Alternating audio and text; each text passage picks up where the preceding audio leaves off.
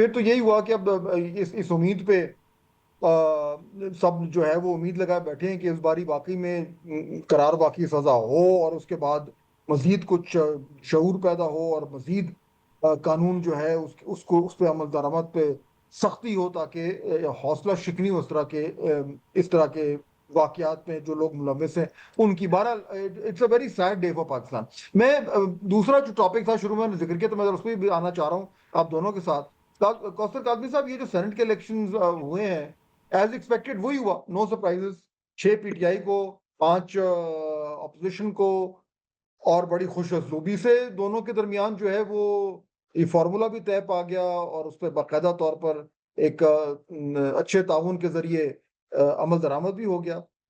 तो इसकी क्या सिग्निफिकेंस है? क्या इससे हम ये समझ सकते हैं कि जहां जरूरत पेश आए वहां गवर्नमेंट और अपोजिशन के दरमियान एक वर्किंग रिलेशनशिप बन सकती है? बिल्कुल, आप ये समझ सकते हैं जी। मुझे सिर्फ़ हैरत इस बात पे हुई कि जो इमरान खान के हवाले से बार-बार ये कहा जा रहा है कि शायद उनको ये पता नहीं था जो कुछ हुआ है। जिस तरीके से ये इंतख़ाबात हुए हैं, इमरान खान साहब इससे नाइल्म हैं।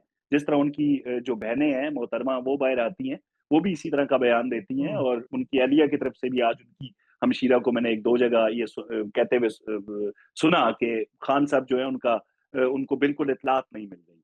बड़ी हैरत है इस बात पे। और खान साहब के जो लोग हैं, सच उनके सामने भी हो ना फ़हद, तो ये एक कल्ट में मुब्तला तबका जो है, वो उसको तस्लीम करने के लिए तैयार नहीं होता।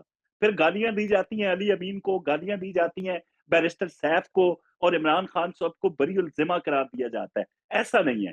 हर चीज़ उनकी मर्ज़ी और उनकी मंशा के मुताबिक हो रही है। जब वो जो इनके हैं सेक्रेटरी जनरल वकास, क्या नाम है जी उनका, मेरा ज़हन से निकल गया है। अ, सलमान अकरम राजा साहब। चलें, उनका ये बयान था, सोशल मीडिया के ऊपर एक ट्वीट था कि भाई हमारे जो बयानात हैं, उनको सयाक व सबाक से हट के लिया जाता है। तो मैं देख रहा था कि जो तबका इन्होंने तैयार किया था अपनी हरीफ सियासी जमातों पे सब्र-ओ-शितम के लिए, उसने इनको ऐसी सलवातें सुनाना शुरू की, मैं तो बार-बार पढ़ता रहा कि ये एक कर्मा, एक मकफ़ात अमल का सिलसिला शुरू हो चुका है। तो ये नहीं हो सकता। हाँ, ये होना चाहिए कि जब मुल्क के लिए चार्टर्ड ऑफ इकोनॉमी की बात हो रही हो, या दीगर मुल्क और रियासत पाकिस्तान के हवाले से, वहां से तो ये पीछे हट जाते हैं। लेकिन जब ये केपी के अंदर आज सारे मामलात खुश असलूबी से हुए, केपी के जो वजीर आला हैं उनको भी हम्म। आपने कहते हुए सुना होगा कि ये जो फार्मूला है, देखेंगे कि ये सूदमंद साबित हुआ या नहीं। ये नतीजा फिर आया तो यकीनी तौर पर ये फार्मूला कामयाब हो गया। तो मैं ये चाहता हूं कि रियासत पाकिस्तान, जब पाकिस्तान के हवाले से बात हो रही होती है, तो वहां पे भी मिलजुल के बैठ के तमाम मसाइल का हल जो है उसको देखा जाना चाहिए। हम्म। हम्म। हम्म। फैसल साहब, ये कहाँ तक बात ठीक है ये, कि ये जिस तरीके से ताउन हुआ है और आपस में एक्सपेक्टेड जो जो भी फार्मूला था उसके तहत सारों को सीटें मिल गई, क्या खान साहब वाकई में you think he would be set कि ये इस तरीके से हो गया? नहीं, खान साहब ने जो मोडेलिटीज़ हैं वो तो पार्टी पे छोड़ दी थी, और लेकिन जो सेनेटर्स के नाम हैं वो खान साहब ने ही अप्रूव किए हैं। जो 6 लोग आज मुंतखब हुए हैं, ये खान साहब की अप्रूवल से हुए हैं, और वही लोगों के नाम उन्होंने दिए थे। ये असल में प्रॉब्लम तो जब हुआ ना, जब खान साहब की ट्वीट को जो लोग ट्वीट कराते हैं, आपको भी पता है, मुझे भी कराता है, मुझे भी पता कौन कराता है, उन्होंने इसको डिस्टॉर्ट किया, खान साहब का मैसेज, और जो बैरिस्टर साहब का मैसेज था उसको अंडर प्ले किया, जिसकी वजह से ये सारा मामला हुआ।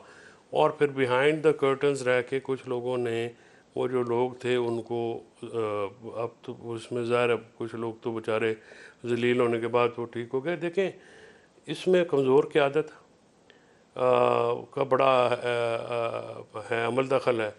दूसरी बात यह है कि यहाँ पे मिस हैंडलिंग होती है हर से इशू की। हर बंदे को जब आप ये कहेंगे कॉम्प्रोमाइज़ है जी, इसकी बात का एतबार नहीं करना, तो ट्रस्ट तो होता है, ट्रस्ट पे ही दुनिया चलती है ना सर। अगर ट्रस्ट नहीं होता तो फिर तो काम ख़त्म है। तो ये बैरिस्टर साहब के ऊपर कीचड़ उछालना, वो अब उसने जो उसको अंदर से कहा गया वो उसने कह दिया है। बाकी ये अब एक पूरा अंदर एक तबका है, और उसकी जो प्रेस रिलीज़ है उसको जनरल सेक्रेटरी ने इंडोर्स भी किया है कि हाँ ये ठीक है, क्योंकि फ़लाँ बंदा इसकी गवाही भी दे रहा था, फ़लाँ वकील जो है। अब एक बंदा मिर्ज़ा फरीदी है, उसका ये कहते जाते हैं, कोई वी लॉगर्स हैं वो कह रहे हैं जी वकीलों ने पैसे लिए हैं। भाई वकीलों के कौन से पैसे हैं? वकील तो 99% जो है सिर्फ सलमान सफदर उसकी टीम लेती है पैसे, वो क्योंकि प्रोफेशनल लोग हैं, उनका सियासत से ताल्लुक कोई नहीं है। बाकी तो सारे प्रो बोनो हैं, मेरे समेत तमाम लोग जो हैं वो पैसे नहीं लेते।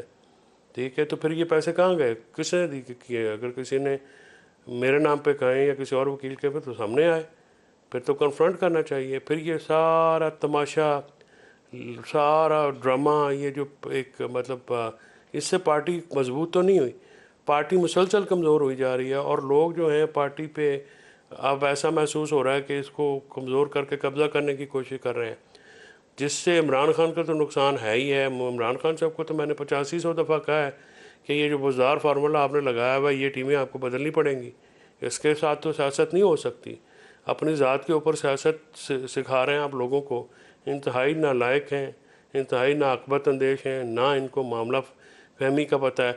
अब आपका अपना था मुफाद, तो बैठ गए अपोजिशन के साथ। वैसे आप कहते हैं जी हमने फैसल साहब, ये बैठना मुराद नहीं। सईद साहब जो इलेक्ट हुए हैं, इनका कैसे होगा? ये तो अभी तक मेरे ख्याल में, जहां तक मेरी अंडरस्टैंडिंग है, वो अंडरग्राउंड है। क्या वो फिर अंडरग्राउंड ही रहेंगे या आएंगे, ओथ लेंगे? नहीं, वो क्या तो होगा? अभी ये एक जाहिर लॉ होगा। पास हो गया है, वो तो कुछ अरसे में आई थिंक, अगर मैं गलत नहीं हूँ, वो एक लॉ पास आ गया, एक लिमिटेड अरसे में आपको हलफ उठाना होता है। और चौधरी निसार साहब भी उसी लॉ की, फिर जब ये पास हुआ तो वो फिर गए, पहले वो हलफ लेने नहीं गए थे, मुझे याद पड़ता है।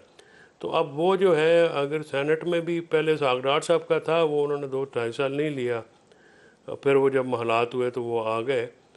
तो ये अब चेक करने की बात है, सब्जेक्ट टू द कि जी अगर हलफ ना लें तो जो कि मुझे लगता है कि अब इसका इशू होगा कि हलफ जो है वो ये लेना कॉम्प्लिकेशन हो पड़ेगा। जाएगी।